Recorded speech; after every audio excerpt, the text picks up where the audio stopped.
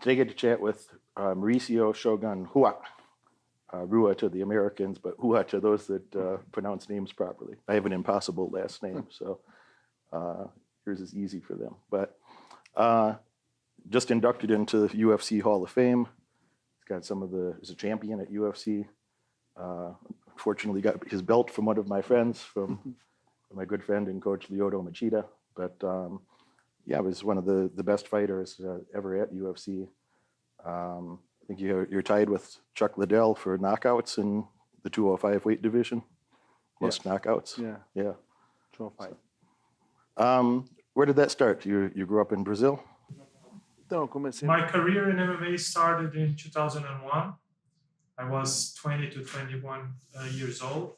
And I was living in a city called Blumenau with my parents. I already had a good base in Jiu-Jitsu and Muay Thai. But my older brother, he invited me and gave me incentive to go to Curitiba and live with him and start to train professionally to become a professional MMA fighter. At this time, you're making no money in fighting, no money for fighting at this time, yeah? And back when I started, there was no money involved. We would get no money. And much on the contrary, there was a lot of prejudice. People really didn't appreciate or understand fighting. So I started really because of my love for it. It's hard to be high-level talent, hard to have champion-level talent without that passion, without a love for what you do. A lot of people ask me, Shogun, so what's the big secret to achieve success? And I always tell them, well, the most important thing is to have passion and love what you do. Because if you don't have passion, if you don't love what you do, you're going to get left behind in the middle of the way, because you're going to give in to injuries, give in to stress, to frustration, to being tired. But to pursue your dreams and to continue, it starts with the passion, with your love for what you do. People, they're always asking me for, how do I make $1 million right now? How do I get big success right now? And it's not possible. But if you don't start now, if you don't start making progress, it will never happen.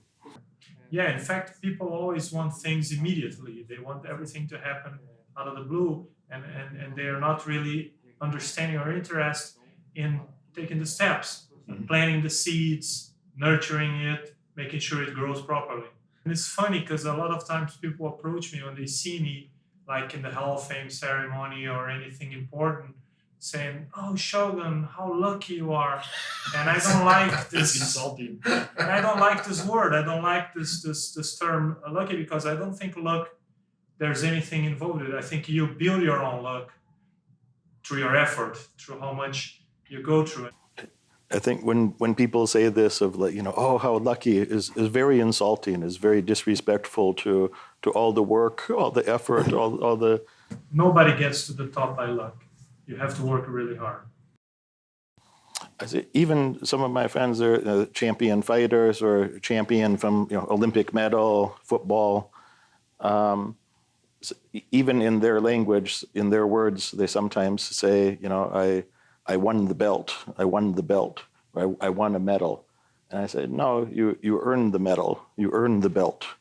It's not something you win like the lottery, like a raffle. You earn it from the work, the effort that you do. In my life, I spent most of my life thinking about business. I grew up very poor and like a crazy favela kid, but the American version. And my father was in prison. My mother is not so good. So I was always thinking, how do I make things better? How to make better? And what else can I do? What else can I do? What else can I do? And this helped me do very well financially, and it helped me for everything else, training martial arts. Anything I focused on, I was happy to pay the price or learn the little details. That's very nice of you to say, because I always believe that a hard life brings up a tough man, a good man. And an easy life brings up a weak man. I don't know anyone that had real success that had things easy handed out for them in life. So it's very nice that you said that. Many people try to avoid that work. And we were talking about like the shortcut to success. And I think the shortcut to success is to be willing to do the work or eager to do the work, and then find, great coaches, great team, high quality people to be around that can show you the best way to do it, so you're not wasting your time. Yes, absolutely. As I said, I think the first most important thing is for the person to have a dream and really work hard for it, do something that you love, that you have the passion for, and then surround yourself with people that you trust. I found out during my career that having people that you can really trust around you is the most important thing as well. That makes tremendous sense. I wasted so much time as a child trying to, how do I do it myself? How do I figure something out? Or trying to learn by yourself, and is very frustrating. You make a lot of mistakes, you do a lot of things wrong, and then, thankfully, early in life, I learned if I find a good coach, good teachers, good mentors, and then actually do the work, listen to those people and do the work, then, it makes things so much easier. Yes, I think this is so important because a lot of times when you have people around you that you really trust and they give you proper advice, proper direction, you trust them, so you go and do it and you believe in it, so you do it properly. But oftentimes, if you have people around you that you don't really trust, they give you advice or direction, but you're second guessing yourself, you're not really committing to it. So in the end, you won't get any results. It won't really happen. So, yes, there was one time when I entered the Pride Grand Prix in 2005. I entered as the 16th seed guy out of 16 guys. So nobody was believing in me. I got very happy to be put into the Grand Prix brackets because just to get into the Grand Prix was already a feat on itself, like an achievement. And that was my first goal. I just wanted to get in there. Master Hujimar, the GM master, he came and told everybody, hey, Shogun is on the Grand Prix. Like I had made on the bracket. And I got so excited and I started to think to myself, man, who am I going to fight? I went to Master Hujimar and asked him, so Master, but who am I going to fight? And he told me, you're going to fight Rampage. And I was like, oh, nice. But inside I thought, man, but this is a really strong guy. He's very good. He's big, he's strong. And he was ranked at number 2 in the world back then. And I wasn't even ranked. So I went to Master Rafael, who was my master, my trainer. And I said, Master, I'm going to fight Rampage. And Master Rafael turned to me and said, Shogun, you're going to smash this guy. You're going to beat him up. And immediately I got happy and I got confident because of the energy and the belief I had in him. So I went in there and I beat him up. So it's very important because if it was someone that I really didn't trust, it would have no effect. I wouldn't feel this confidence building. But because I trusted him a lot, it worked. I did not start training MMA until I was over 40. And for first year, you just get beat up. And then the second year, you learn to defend here, and then you still get beat up in different ways. And then, only now I feel like, defense very good. Offense is starting to be good. Okay. But I had many of the best people. I had, very, fortunate situation that, Jake Shields is helping me, Chuck Liddell is helping me, that time Gilbert, Andrei Arlovsky, Frank Mir. So I have all these, Tito Ortiz, Mike Chandler. So all these people are, top level people are coming to help me. Mm-hmm.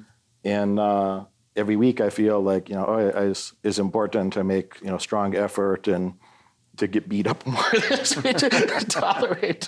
to tolerate more of this abuse. But as you say, then if you're learning from the best people, and I trust the information they're telling me, I say, all right, this is just the process. If I continue,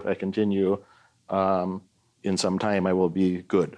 Uh-huh. Like 2 weeks ago, Royce Gracie was coming. He was staying with me for 4 days. We were training together. He'd come maybe 3 times, 4 times per year, and he made this very nice comment. We were talking to some people, and I said, "Well, I've only been training less than 3 years. I got my brown belt, And he laughed. He said, you didn't train for 3 years. You did 9 or 10 years of training in 3 years. And when you say about learning from your master, give you a little confidence to, I felt what he's saying is true, and I felt, proud. Like, yeah, I did have just accelerated training because of, amazing coaches and hard work. So you do privates with Hoist? Privates with everyone is just one on Say one. that you learn much faster, much more on private classes, and especially with great people of this level of masters. Yeah, everything is just one-on-one training. Like I built a gym for weights. I built another private gym for MMA. So I spent like $4 million just on my gyms. Destroyed like 4 condos and rebuilt them to make training centers. So yeah, I have just one-on-one training with all these people, and it helped me tremendously. That I make the effort, but having the top masters, it helped me so much. Nice. Tell a bit more of your story. So you started, about 2001, 2002, I think you said, training, and then you're winning the Pride tournament just a few years later, and then how did this? It just kept going and snowballing. That Pride to UFC, so Pride champion, UFC champion. How did this? How were you thinking about this as things are developing over time? Well, actually, I think in Brazil, well, maybe in the whole world, but in Brazil even more, it's very rare for a fighter to stand out so quick, so soon. Actually, it's very hard for an MMA fighter from Brazil, in Brazil, to earn his living and make good money and live off of fighting without depending on any other income so fast or even in the long run. And it was way more difficult back then, in 2002, 2003. So when I started out, I had this dream of being just like Vanderlei Silva and my brother, Ninja. And I had kind of a bold dream, which was to own one house, to get my very first house that I own with my own efforts as a fighter.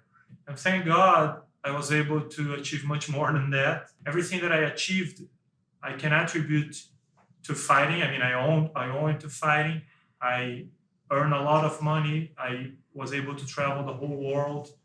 I have to attribute this to God as well. He gave me the strength to pursue this.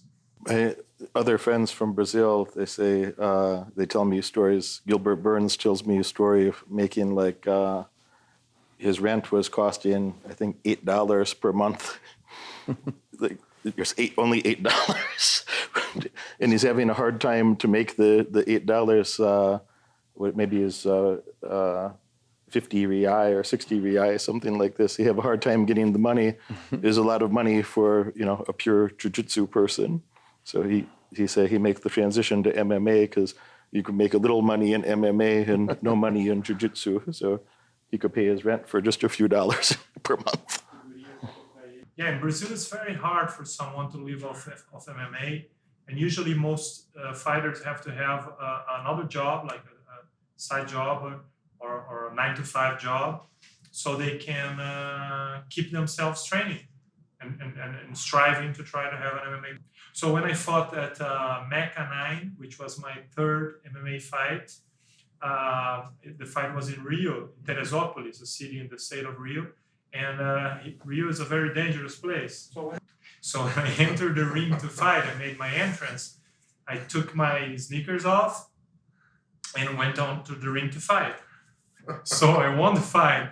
And when I stepped outside the ring, Someone stole the shoe. they had stolen my shoes. That's crazy. Oh, shit. Shit. That's terrible. Passou tempo. So a little time went by and I went to fight in the US and my manager gave me a better shoe. At least I was able to recoup that. This is good. Foi até bom roubar. In the end, it was good that they stole my shoe because I got a better one later. And a great story. Very good story to tell. He's only Brazil. You say about like, if you come from a tough environment, if you can overcome the difficult circumstances, it makes you a tough person, a very resilient person. And I think is maybe one of the reasons, so many great fighters came from Brazil, that there's, obviously the Brazilian Jiu-Jitsu and, the MMA has become more popular there. But for some of the people that make it, I know many don't, but for some of the people that make it in fighting, so many are Brazilian that I think some of those difficult circumstances, but the culture there makes them very tough and talented people. Yeah, for sure. All the struggles, all the hard times you go through when you're starting out or when you're growing up, actually, it strengthens you. It helps you to develop mental strength, fortitude, and builds your character and gives you the tools that you can use to become a better professional. And especially in fighting, I think this is more so true because fighting is very tough. You're eventually going to go through a lot of hard times. You're going to go through frustrations. You're going to go through injuries. You're going to go through setbacks, defeats, and it tests your character. So when you have this kind of foundation where you went through struggles or hard time and you build yourself, you have the tools to deal with this. Hey, Shogun, so are your daughters, Duda and Yasmin, going to be fighters as well? And I tell them, I don't think so. I'm sure they won't, because they are not going through the same stuff that I went through. They're not going through the hard times that I went through. If they had, maybe they would become fighters. You're making me think of my own childhood, a different circumstance. As in my business for 25 years, I think nothing of like work 100 hours per week, 100 hours per week. But every day, no day off, no holiday, not my birthday, not my girlfriend's birthday. Just, work. And as a child, sometimes I did not have food. We did not have electricity. The phone would be turned off sometimes. No phone. And it was embarrassing to. You make friends at school and you have no phone they cannot call you and make plans after school like the other kids. Mm-hmm. Someone that goes through all that you went through can handle anything. Yeah, I feel very calm always, very comfortable, and I've been everywhere in the world, like you, over 60 countries. I feel very comfortable everywhere, very calm. There's no problem. Today as an adult, there's no problem. And probably like you, that even when things were going well, like later when I had good money, good success, but I thought, no, you work so hard to be here. You keep going, keep working, keep working. And my little friend Claudia Gladeja, she came with me January. I bought a new Rolls-Royce car. It was $800,000 for a car. And she came to the dealership with me because she was just there that week. She came to the dealership, so I make the deposit. And the car just came right now, just a few days ago. And she said, "Are you excited about the car?"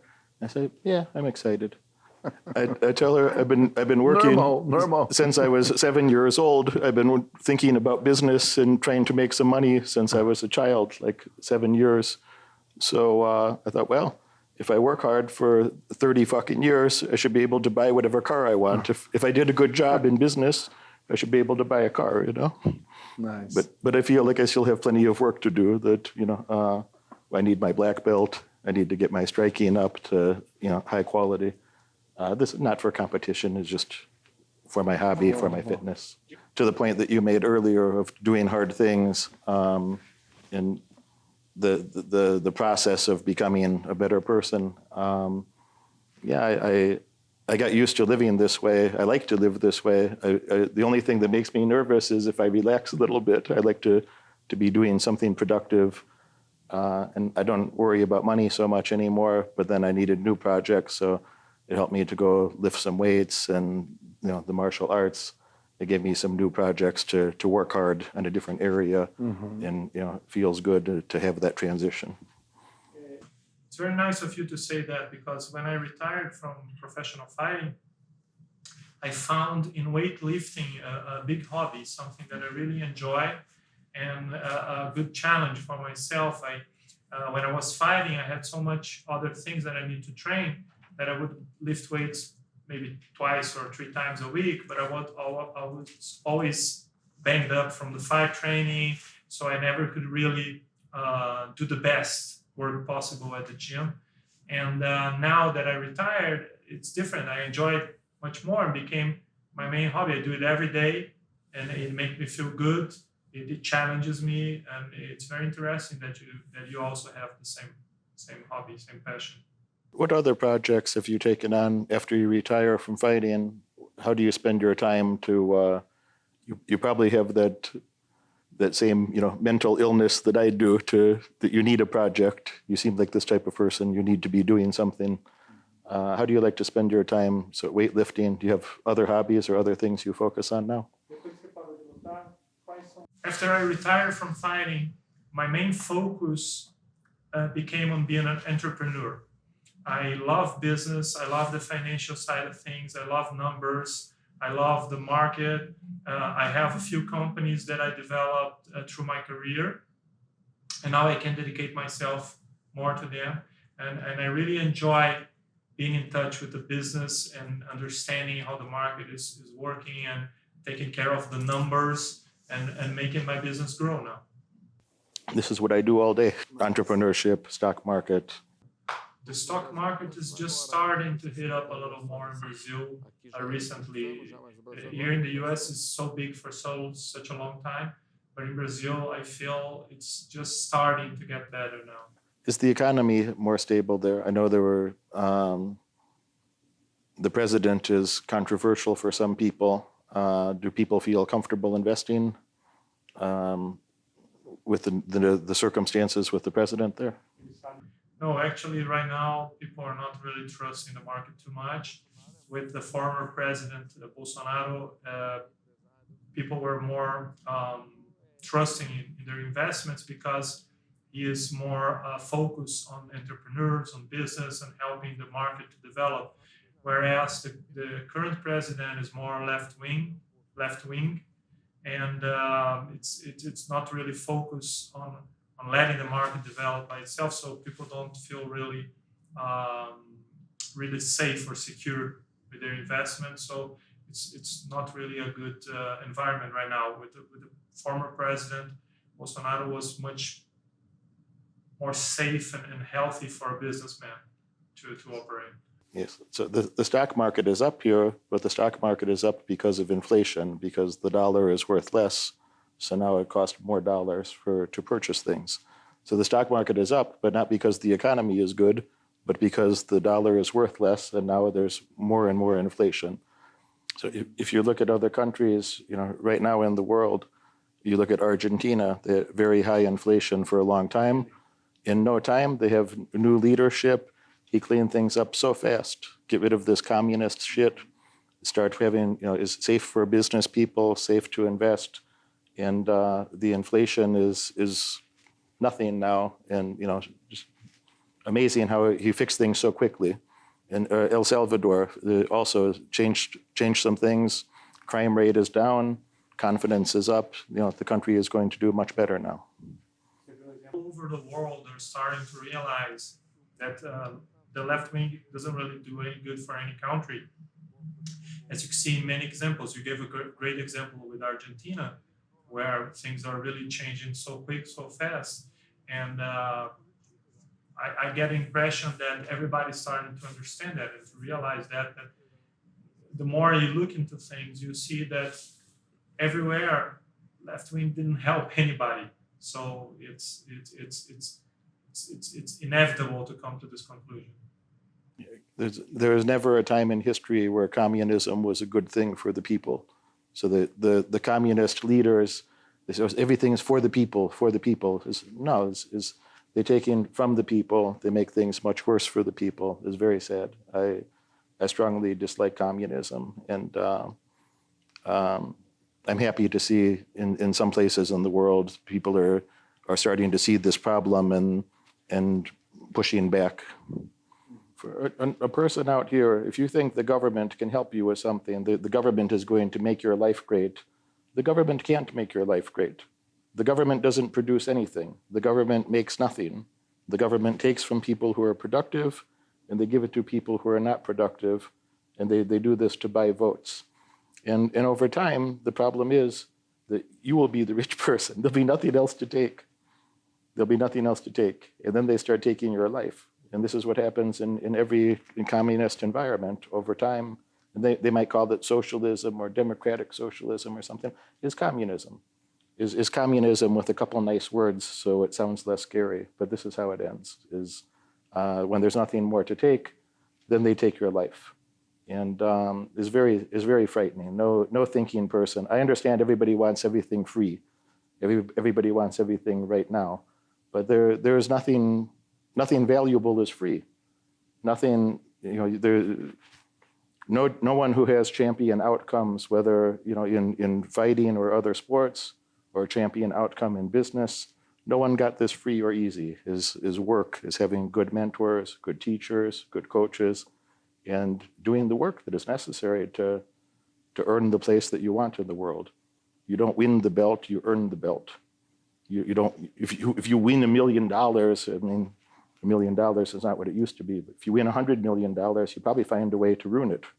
So there's no, the easiest way to get what you want in life, the most certain way to get what you want in life is to deserve it, to deserve the things that you want.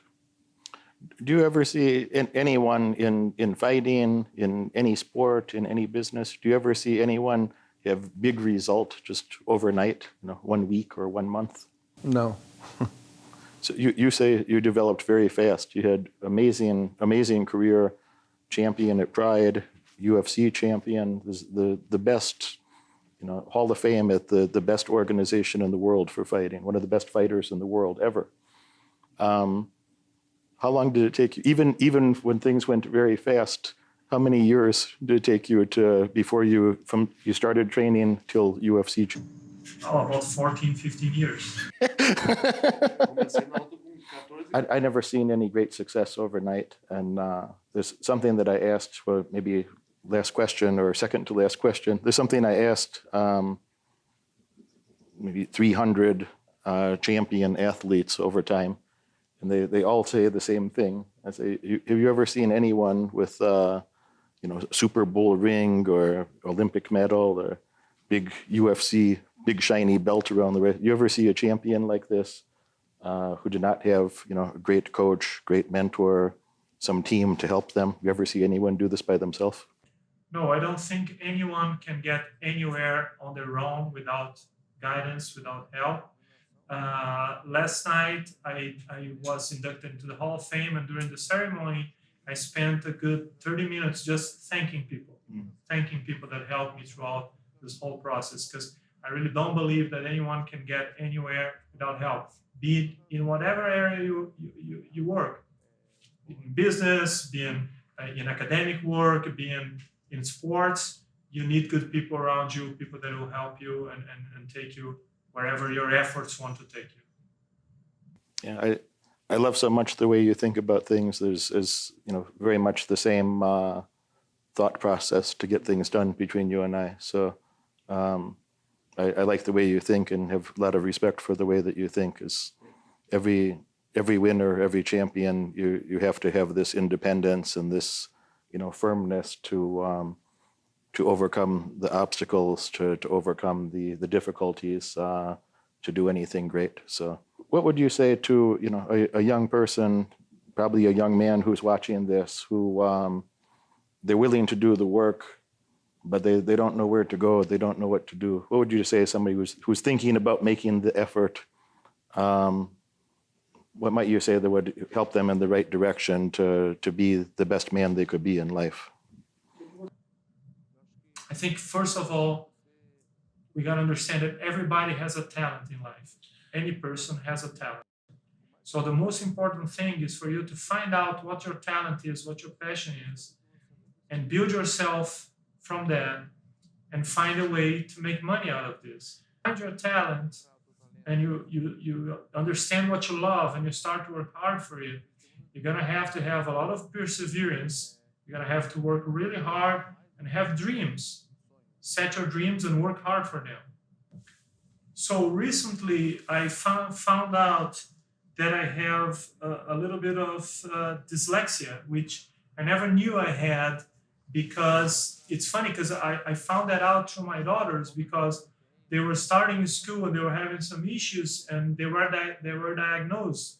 And through their diagnosis and the help that they got, which made them start to strive in school again, I was able to understand more about myself and understand the patterns and the things that were more natural and featured more for my own capabilities and for my own processes.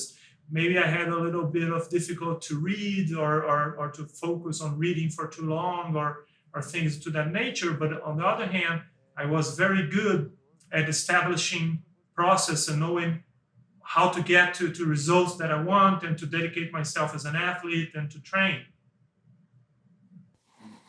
My father has this problem. So my father, his dyslexia is kind of serious, and he's a smart person, but it takes him longer to. It's more difficult for him to learn through reading than other ways. So maybe I have this a little bit too. Yeah. And it's very interesting because all the trainers I had, all the coaches, always told me that I am very talented and that I learn things so fast and so quick. So if I had to depend on focusing in reading to learn things, maybe I would have a hard time. But I learn so fast by watching and by trying and by doing things. So it was very interesting that I found myself the perfect job for my own skill set. So this makes a lot of sense, but I dropped out of high school. High school was difficult for me. There's all these rules, too many rules. So I never finished high school, but then I went to university later, and then again, so 3 university degrees, went to the best schools later. But when there are all the rules and they tell you, someone is telling you what to do, it's hard for me to pay attention in that environment. But if I'm telling myself what to do, I work very hard and I can learn very quickly. And it's very important because there's a big difference between theory and practice, things on practical terms. And the most important thing in life is experience. You learn through practice, through acquiring experience. And you only get experience when you do things, when you go in and try yourself and do and work hard. So I always give incentive to my daughters to do things. Not just study and wait forever for things to come out of the skies, but go and do things your own and learn by experience. For someone out there, everybody has an excuse today. They want to have an excuse. Oh, I can't be successful because I have some dyslexia or some ADHD. Everybody has fucking ADHD today. 30% of the population has it. It's not a disorder anymore. It's just they're overprescribing the drugs. Whatever your excuses might sound really good, but what matters is what he just said: is accomplishing your goals, is making the effort to do the things that are important, that will make you smarter and make you tougher and get you more success over time. So if you like your excuses, the smarter you are, the better your excuses sound maybe. But what's really important is to let go of your excuses and focus on your goals. And your goals don't care about your excuses. You'll either do the work and earn the best place you could have had, or you can have your excuses, but not much else. So if you learn better one way than another way, I will work very hard, but I don't like being told what to do. I like to tell myself what to do. And I think everybody has to take orders. Everybody in life is going to take orders, but you're either going to take orders from yourself or you're going to have to take orders from somebody else.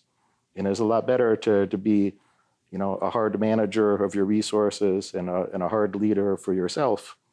It's a lot better to be hard on yourself and have high quality outcome instead of taking orders from somebody else who maybe doesn't have your best interest in mind. So don't worry about your excuses. Your excuses are not going to help you win.